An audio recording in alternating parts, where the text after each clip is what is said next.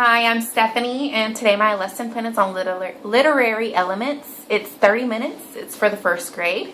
Teacher objective is that the teacher will have the students retell the stories beginning, middle, and end, and the teacher will have students compare and contrast story elements. Two objectives because my lesson is a mixture of both. The teacher will have the students, for review, the teacher will have the students identify the beginning, middle, and end of common things. I would ask the class for an oral response. It's for the whole class. I would ask, what is the beginning, middle, and end of a regular school day?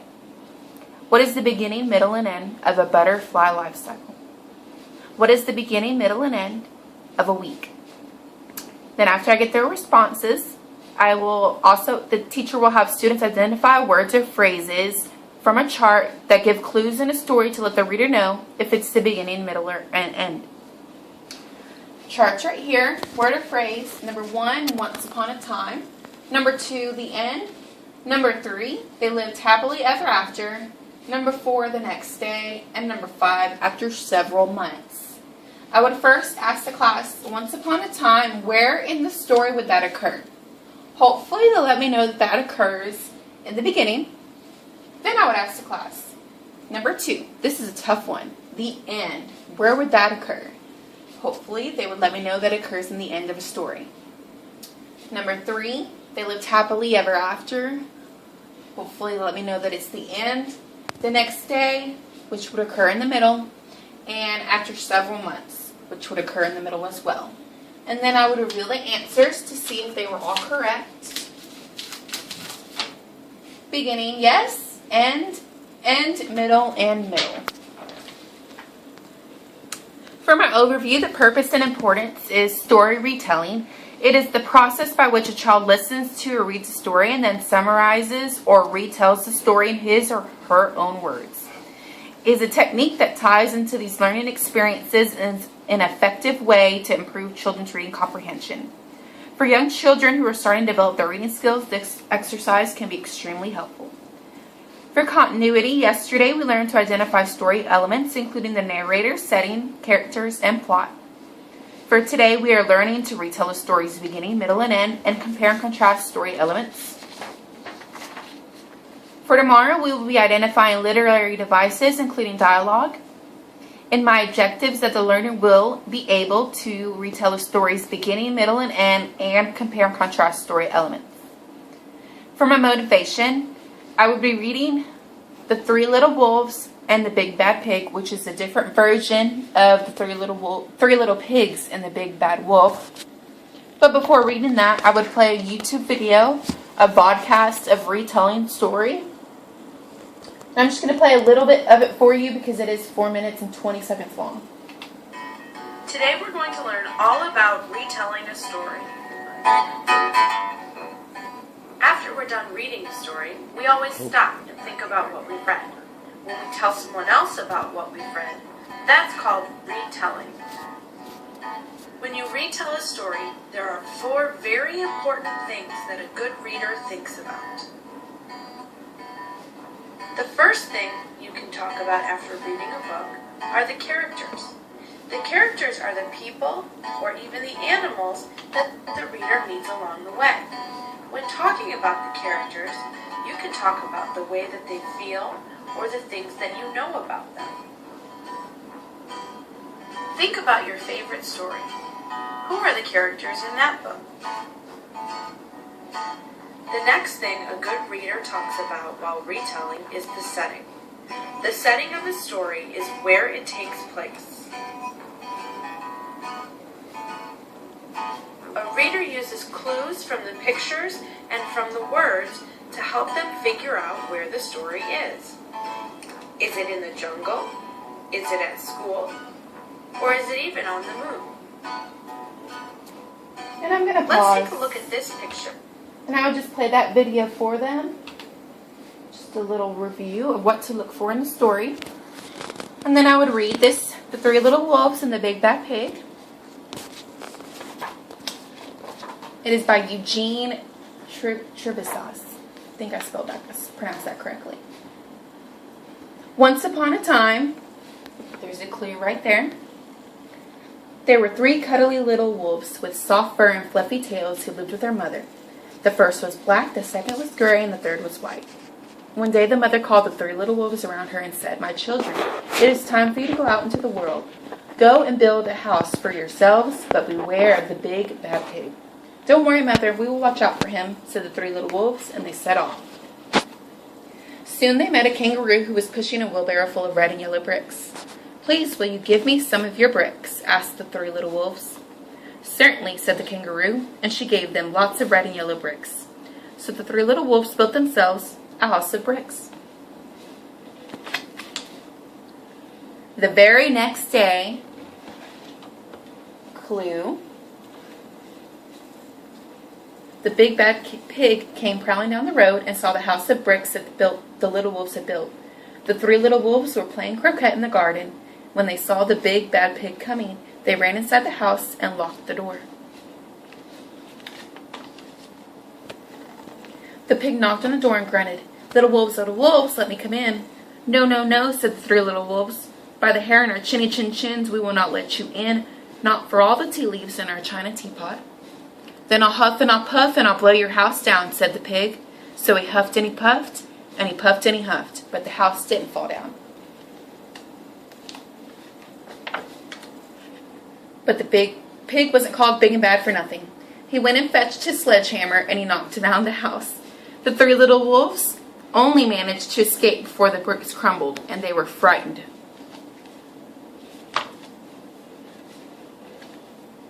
"We shall have to build a stronger house," they said. Just then they saw a beaver who was mixing concrete in a concrete mixer. "Please, will you give us some of your concrete?" asked the 3 little wolves. "Certainly," said the beaver, and he gave them buckets and buckets full of messy, slurry concrete. So the 3 little wolves built themselves a house of concrete. No sooner had they finished than the big bad pig came prowling down the road and saw the house of concrete that the little wolves had built. They were playing battledore and shuttlecock in the garden when they saw the big bad pig coming. They ran inside their house and shut the door. The pig rang the bell and said, "Little frightened wolves, let me come in." "No, no, no," said the 3 little wolves. "By the hair in our chinny chin chin, we will not let you in, not for all the tea leaves in our china teapot." "Then I'll huff and I'll puff and I'll blow your house down," said the pig. So he huffed and he puffed, and he puffed and he huffed, but the house didn't fall down. But the pig wasn't called big and bad for nothing. He went and fetched his pneumonic drill and smashed the house down. The 3 little wolves managed to escape, but their chinny chin chins were trembling and trembling and trembling. "We shall build an even stronger house," they said, because they were very determined. Just then they saw a truck coming along the road carrying barbed wire, iron bars, armor plates, and heavy metal padlocks. "Please, will you give us some of your barbed wire, a few iron bars, and armor plates, and some of the heavy metal padlocks?" they said to the rhinoceros, who was driving the truck. "Sure," said the rhinoceros, and he gave them plenty of barbed wire, iron bars, armor plates, and heavy metal padlocks. He also gave them some plexiglass and some reinforced steel chains, because he was a generous and kind-hearted rhinoceros. So the 3 little wolves built themselves an extremely strong house. It was the strongest, securest house one could possibly imagine, and they felt absolutely safe. The next day, the big bad pig came prowling along the road as usual. The 3 little wolves were playing hopscotch in the garden when they saw the big bad pig coming. They ran inside their house, bolted the door, and locked all 37 padlocks. The pig dialed the video entrance phone and said, "Little frightened wolves with the trembling chins, let me come in." "No, no, no," said the 3 little wolves. "By the hair in our chinny chin chins, we will not let you in, not for all the tea leaves in our china teapot." "Then I'll huff and I'll puff and I'll blow your house down," said the pig. So he huffed and he puffed, and he puffed and he huffed, but the house didn't fall down. But the pig wasn't called big and bad for nothing. He brought some dynamite, laid it against the house, lit the fuse, and the house blew up. The 3 little wolves just managed to escape with their fluffy tails scorched. "Something must be wrong with our building materials," they said. "We have to try something different, but what?" At that moment they saw a flamingo coming along, pushing a wheelbarrow full of flowers. "Please, will you give us some flowers?" asked the 3 little wolves. "With pleasure," said the flamingo, and he gave them lots of flowers. So the three little wolves built themselves a house of flowers. One wall was of marigolds, one of daffodils, one of pink roses, and one of cherry blossoms. The ceiling was made of sunflowers, and the floor was of carpet daisies. They had water lilies in their bathtub and buttercups in their refrigerator. It was a rather fragile house, and it swayed in the wind, but it was very beautiful. Next day, there's a clue. The big bad pig came prowling down the road and saw the house of flowers that the three little wolves had built. He rang the blue bell at the door and said, "Little frightened wolves with trembling chins and scorched tails, let me come in." "No, no, no," said the three little wolves, "by the hair on our chinny chin chins, we will not let you in. Not for all the tea leaves in our china teapot." "Then I'll huff and I'll puff and I'll blow your house down," said the pig. But as he took a breath, ready to huff and puff, he smelled that sweet scent of flowers. It was fantastic, and because the scent was so lovely, the pig took another breath and then another. Instead of huffing and puffing, he began to sniff. He sniffed deeper and deeper until he was quite filled with the fragrant scent. His heart grew tender, and he realized how horrible he had been. Right then, he decided to become a big, good pig. He started to sing and dance. At first, the three little wolves were a bit worried it might be a trick, but soon they realized that the pig had truly changed, so they came running out of the house. They started playing games with him. First, they played pig pong, and then piggy in the middle, and when they were all tired, they invited him in the house. They offered him tea and strawberries and wolfberries and asked him to stay with them as long as he wanted. The pig accepted, and they all lived happily together ever after. And there's another clue.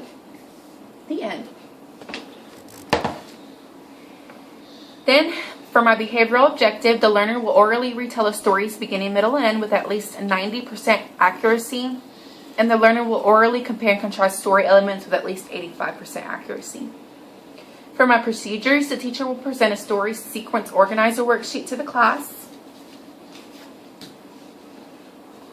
And it looks like this. And then I would model how to complete the activity. They would have to put the title of the book on the first line, and then the author on the second line.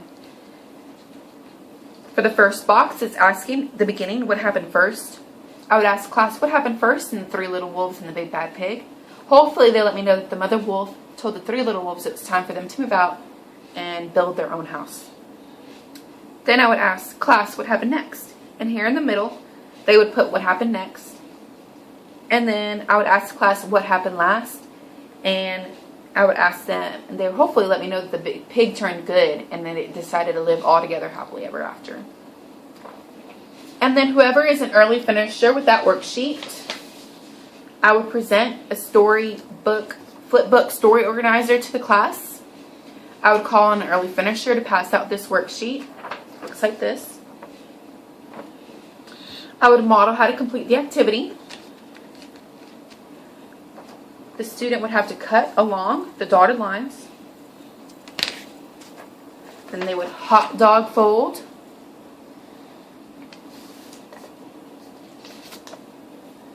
And I have one already completed. They would lift each section, write a sentence, and draw a picture that corresponds to the beginning, middle, and end. Of course, I'm not a very good picture drawer, but there's barbed wire, there's a brick house. And then I got flowers over here to represent the flower house. I'm not a very good artist, but I have one completed for them to show them how it would be done. Then for my closure, I would play the YouTube video, the original version, the three little pigs and the big bad wolf, which I have right here. I'm not going to play the whole thing. It is 4 minutes and 51 seconds. Little pigs. There was once a mother pig who had 3 baby pigs. Hopefully they've all They known the grew story. Up and got bigger This is until just a the little mother pig review. had to say, "You are too big to live here. You need to go and build houses for yourselves. But be careful. There's a wolf out there, and you don't want him to catch you."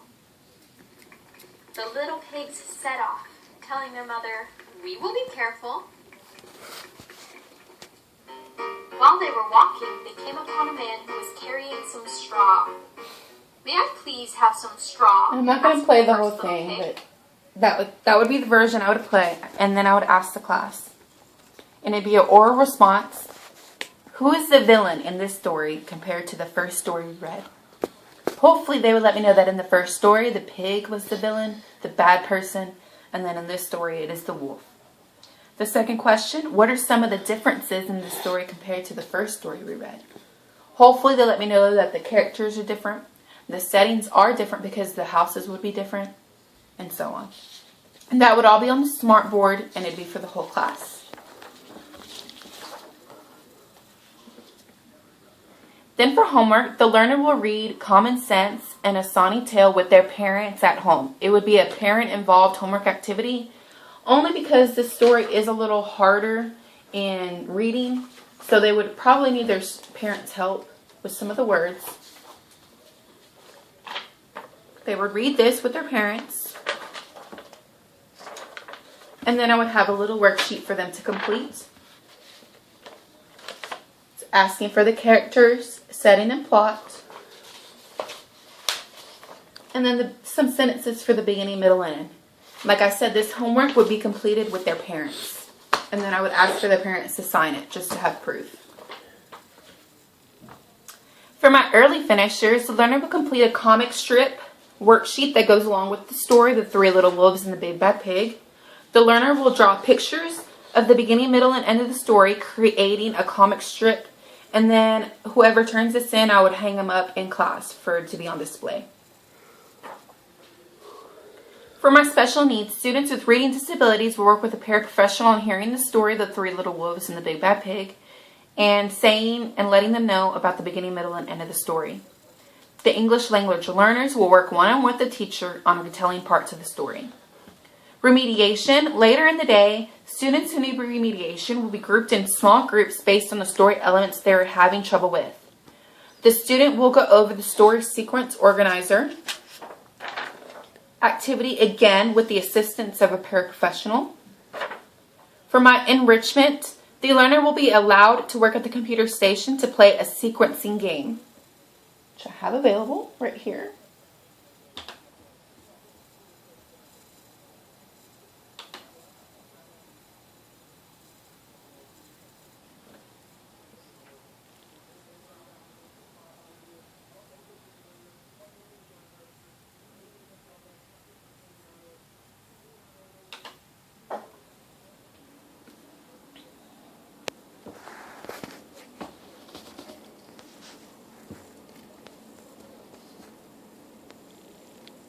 Hey kids, welcome back.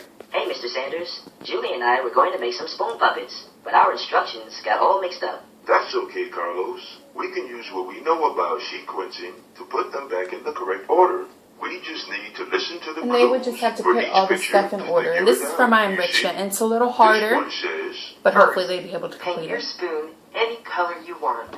Since we know this is the first thing we do, we click on it to put it in the first box. Okay, now see if you can put the rest where they go. And they Don't would have to forget put the listen rest to where the they go. clues. Click on the pictures to put them in the correct order. Click on the Done button.